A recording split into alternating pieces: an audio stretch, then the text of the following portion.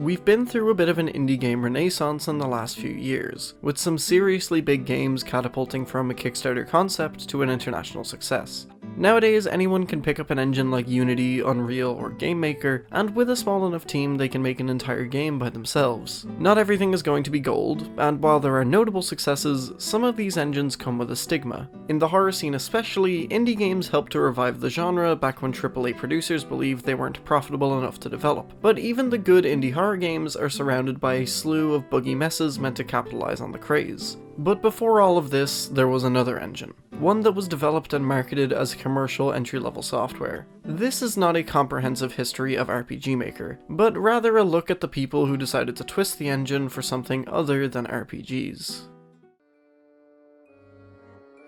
RPG Maker is an engine that anyone can use to develop games, primarily role-playing games. In its base form, the games made in the engine tend to be inspired by early Final Fantasy games and other JRPGs such as Suikoden and Chrono Trigger. The marketing often highlights that no programming is required, as you can build tile sets, maps, sprites, and characters all within the program itself. The first version appeared as far back as 1992 on the PC-98, and newer versions would be released every couple of years, with the first Windows version appearing in 95. Original versions differ from later revisions by using a front-facing battle system, closer to SMT and the Mother games. As new versions came out, they often varied in features and limitations. However, it would take far too long to get into each and every version in detail. All you need to know for the sake of this video is that each version of RPG Maker from 2000 onwards is still used by some developers. It all depends on what type of game you want to make. Other versions of the software appeared on console, including as far back as the Super Famicom, and as recent as the PS4 and Switch. The term RPG Maker very rarely actually refers to the program itself, rather a style of indie game developed in a software like RPG Maker. A good example of this is the Wolf RPG editor, software aimed at a more advanced user base with no ties to RPG Maker, yet a lot of these games are still listed under the category. If you look at itch.io or Steam and search RPG Maker, you'll find that a lot of these games are made in GameMaker or any other number of engines. As I mentioned earlier with Unity, there's a stigma surrounding the engine, specifically those that don't create their own unique assets. Often it's the RPGs with lower quality that become more famous. Games like Creepypasta Land 2, SCP Force, absolutely a true crime story starring Keanu Reeves, and who could forget the famous Kanye Quest 3030. RPG Maker became a term used to disparage a game,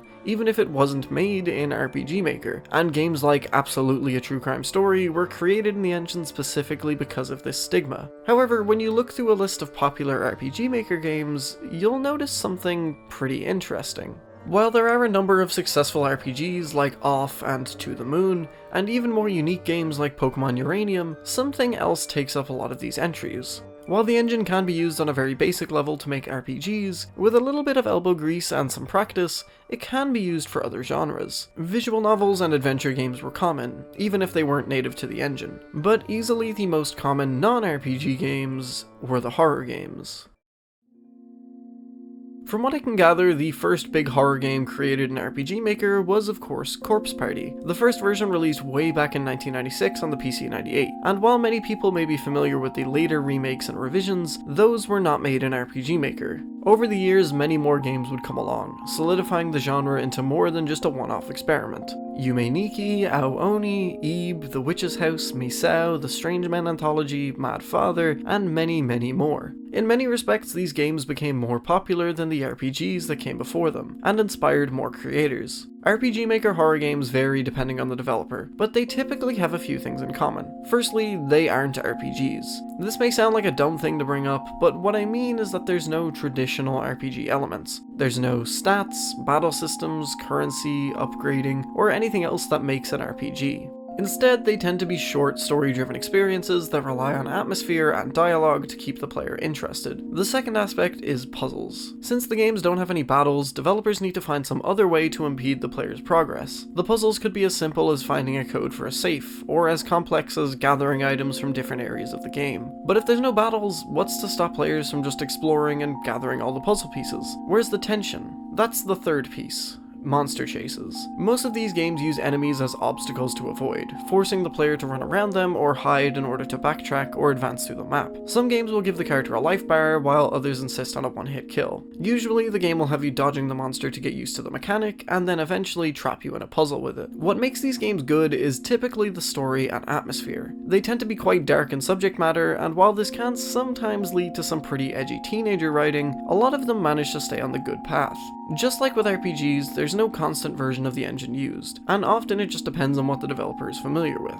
For example, let's take a look at arguably one of the most influential games in the scene, Ao-Oni. Ao-Oni first released in 2008 and was incrementally updated and expanded until the final version 6.23 in 2011. As far as the RPG Maker horror games go, Ao-Oni set the standard pretty definitively. The game begins with a group of high schoolers entering an abandoned house that is said to be haunted, and soon after, the group are separated. As Hiroshi, the player is tasked with exploring the mansion, finding their friends, and escaping. Very early on, you discover what's truly haunting this building.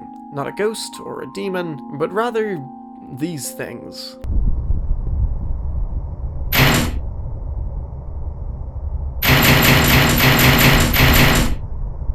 The Ao-Oni, literally Blue Demon or Blue Ogre, appears at scripted portions of the game to chase the player. If he touches you once, it's over, so you have to learn the layout of the house pretty well in order to find the hiding spots and avoid getting cornered. To make it even worse, the Oni can appear at random points on top of his scripted appearances, meaning the player constantly needs to be aware of their exit strategies at any given time. Games like The Crooked Man and Witch's House all use the same standard Ao-Oni set out, minus the random chase sequences, which makes sense. While the game does have a story, Ao-Oni is more content with scaring the player, meaning the random chases aren't interrupting important plot elements. Ao-Oni is such an important game in the scene that even the controversial Yume Nikki sequel has more respect for Ao-Oni than it does for its own source material. I'm not bitter, shut up. These are the major tenets of RPG Maker horror, but there are a few supplementary aspects. Because the game has you dying fast and often, you usually have a quick save button that allows you to save at any given time. Unlike other horror genres where the threat of dying is losing resources and valuable time, these games are more interested in coming up with creative ways to scare the player, and less about punishing you for not finding save points. While not found in all of the games I've mentioned, RPG Maker is extremely popular in Japan, meaning a lot of these games are Japanese and use their mythology as a reference. You'll often see recurring ideas across games due to their similar subject matter. If the game has a bathroom, you'll more than likely run into an Akamanto style encounter, and Onis in many shapes and forms will make an appearance. If you play enough of these games, you'll start to notice the similarities pretty quickly, and because the games are all typically very short, you can go through multiple in a day if you're in the mood. The important thing to remember is that while a lot of these games do have very similar gameplay, they aren't the only types out there. I'd be remiss to talk about RPG Maker horror and not talk about the game that got me and many others interested in it. What is there to say about this game that hasn't already been said? Yume Nikki is an enigma of a game because despite its influence and spread online, I'd hazard a guess that very few people have actually played it. Despite it floating around on the web since 2004, the game only got an official English release in 2018. Add on top of that the mystery of just who created the game, and you've got yourself a storm of obscurity. Yume Nikki is a fascinating game. But arguably more fascinating than the game itself is the story surrounding it. If you want a deep dive into the game, I highly recommend checking out the Dream Diary podcast, but here's a SparkNotes version of the story. Yume Nikki was developed in RPG Maker 2003, and first appeared on Japanese message boards where it garnered some mild attention. This is the major reason why tracking the history of this game is so difficult, as it was posted under a pseudonym and any trace of the original posts has been lost to time. The game was updated over the course of 3 years, and in 2007, version 0.10 was released. The creator, known only as Kikiyama, has had little to no appearances since then, with information about them being extremely scarce. For most games, people aren't typically desperate to learn everything about the person behind it, so what makes Yume Nikki so different from, say, Ao-Oni? Well, the difference is Yume Nikki's imagery and themes.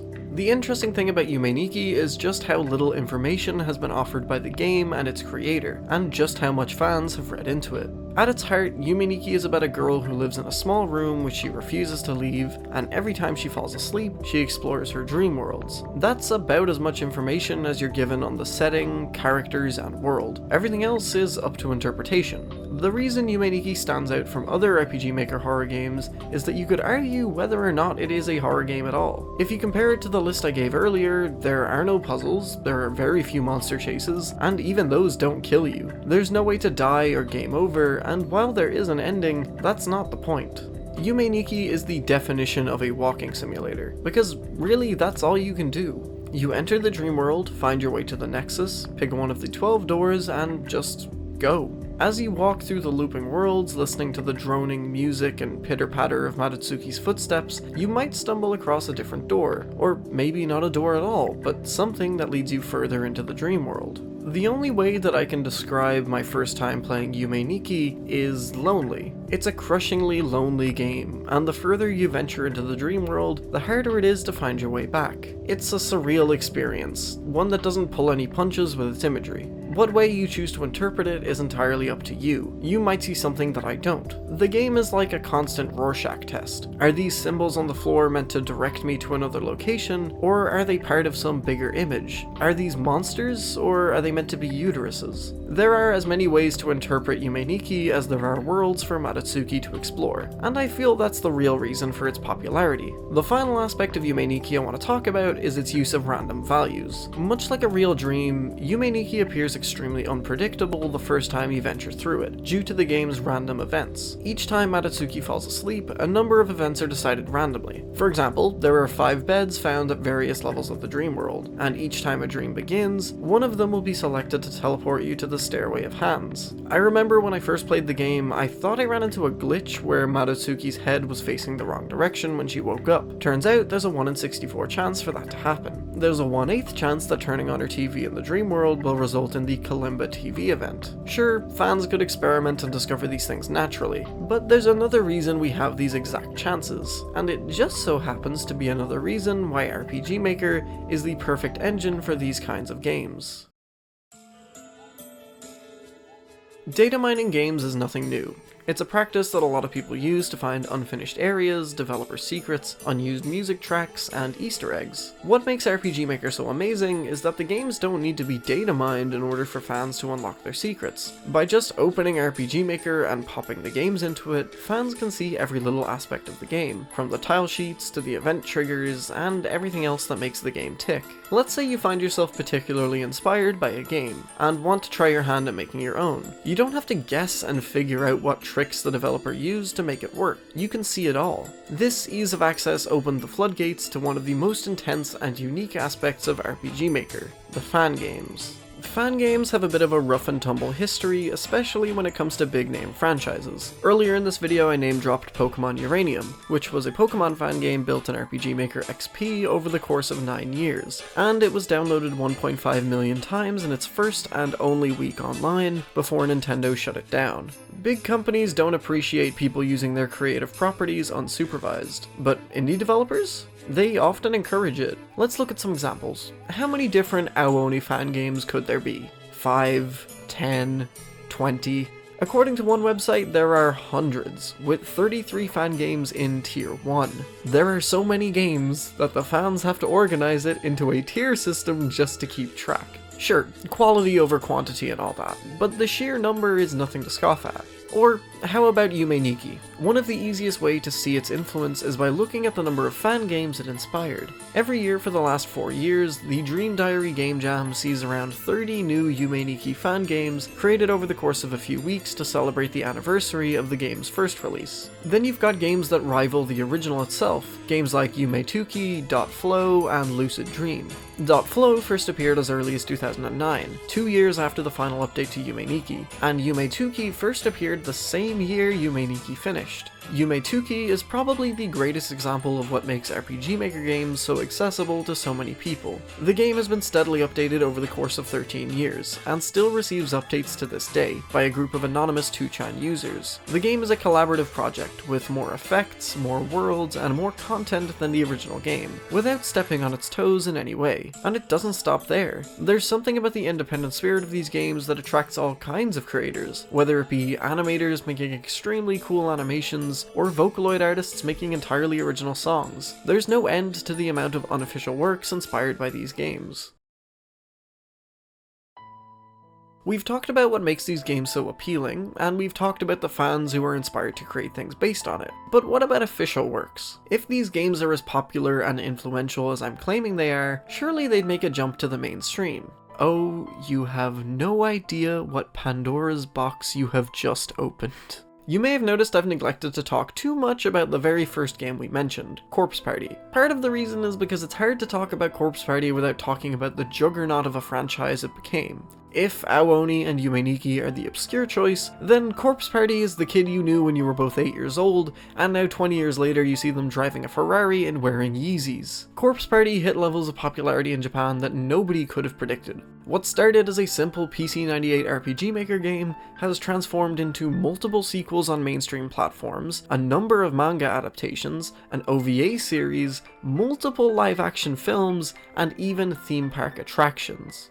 You know a series has reached a level of popularity when it not only gets a comedy romance visual novel, but it also gets an official English release of said visual novel. While Corpse Party is the most successful franchise, a few of the others have seen brief moments in the spotlight. Surprisingly, Aoni has multiple adaptations into both live-action and animated media, with not one, but 2 live-action movies, the first of which even stars a popular member of AKB48. Of course, there's also the lucrative business of Japanese light novel and manga adaptations, of which the most popular RPG Maker games have all dabbled in. Even Yume Nikki. Most of these works sadly never really make it overseas from Japan, although there are some official translations, particularly for the manga and novels. Here in the West we see very little of this. We get some official Corpse Party collector's editions, and Yume Nikki has a couple of items on Fangamer, but that's about it really. While RPG Maker horror games have been translated and spread on the Western internet, the sheer popularity on sites like Nico Nico in the East is undoubtedly much bigger.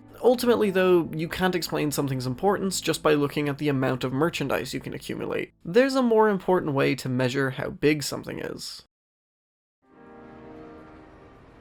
Look at any RPG Maker or 2D horror game on itch.io or Steam, and you'll more than likely see some reference to some of the bigger names in the genre. I've been anxiously awaiting news on a Kickstarter game called Omori, which makes its Yume Nikki inspiration no secret. But what better way to explain the impact of games like Yume Nikki than by comparing it to one of the biggest games of the decade? Whenever people talk about Undertale, you'll see one game being referenced constantly: Earthbound. Earthbound's influence on Toby Fox and Undertale as a whole is no secret, but saying that it was Toby's only influence is insane. Remember when we talked about Yume Nikki's random events? Well, Undertale utilizes an extremely similar system called the fun value, where at the start of a playthrough a number is selected between 1 and 100, and depending on where it falls, different events and NPCs will appear that otherwise don't. This is where a lot of Undertale's biggest secrets lie, and in particular, it's where WD Gaster appears. Gaster has been the subject of so much debate and theory crafting, particularly when Undertale was in its peak popularity, and the low chances of him or his followers appearing added to the mystery. Years after my first playthrough of Undertale, and after playing Yume Nikki, it occurred to me that Gaster was one big homage to one of the most famous and disturbing events in the game, the Uboa event. By visiting the Pink Sea, there's a 1 in 64 chance that when flicking this light switch in Poniko's room, an event will trigger. One where Poniko is replaced by this sprite, and when interacting with her, you are teleported to Uboa's trap world, where you have no choice but to teleport away or wake up. The similarities are fairly obvious, but is it that conclusive to say that Toby had heard of or played Yume Nikki? Well, considering Yume Nikki has its own share of inspiration from the Mother franchise, and Uboa appears in an area likely referencing Magicant, it wouldn't be too surprising to imagine the game, or at least this event, appearing on Earthbound forums. Still don't think it's a reference? Well, how about this video where— oh wait, no, hold on, not that one. Clap for me, you little freaks! Earlier this month, Toby gave a speech at the Indie Live Expo, where he referenced 3 indie games that made him want to become a game designer, those being Cave Story, Toho, and Yume Nikki. And finally, if you still don't believe me, how about one last thing? Thanks to a certain someone who will remain unnamed, one of Toby's earliest works received a boost in popularity. The Earthbound Halloween ROM hack was released back in 2008, 7 years before Undertale would officially release. And deep within the later portion of the games, what do we find? A modified version of Uboa's sprite.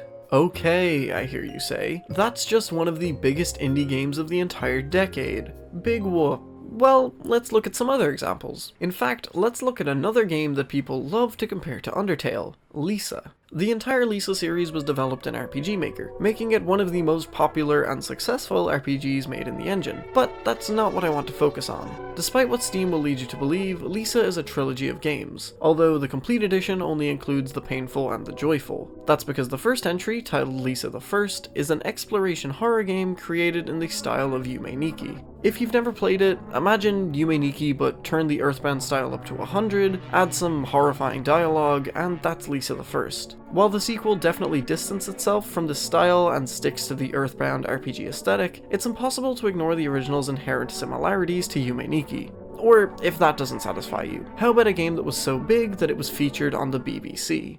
It's called Doki Literature Club, and it starts like a dating game. I'm not gonna lie, I just wanted an excuse to use that clip because it's the best thing to come out of that game. But Doki Doki's developer has stated that Yume Nikki was one of his biggest influences when it came to developing the game. No matter what way you look at it, RPG Maker and Yume Nikki in particular has had such a major impact on the indie game scene. There are tons of lesser known games that cite RPG Maker horror as their inspirations, and I don't have time to talk about each one in detail. Well, this video has been quite long, eh? The original plan was to go into a list of recommendations right about here, and talk about them in detail, but I've realized that if I was to do that, this video will take forever, so consider this a part 1. Next time I'll be going through some of the bigger names that I only touched on here, and recommending a play order for anyone who wants to start. If you don't want to wait, any of the games I mentioned in this video are good choices. Going in with as little information as possible is sometimes more fun with these games, but some of them are particularly obtuse or complicated, so don't be ashamed if you feel the need to use a guide at points. But I'm getting ahead of myself. Let's wrap this up. RPG Maker is an enigma. Much like any engine, it has its highs and it has its lows. The reason I think it attracts so many developers and players is because of its independent spirit. It's easy to use, but in the hands of someone truly dedicated, you can make something amazing. The devs may begin playing with RPG Maker and then move on to a more advanced engine, but it's these games that get the wheels turning. That first spark of creativity is there because all of these amazing games were made by someone just like you and me. Thanks for watching. I didn't intend this to be so long, but here we are. I guess we're calling this part 1 now, so if you enjoyed this video, then please subscribe if you'd like, so that you can see the next part. If you don't want to wait that long, I've left a couple links in the description to games that I recommend you try out. Other than that, not much to promote. Stay safe out there, and I'll see you again real soon.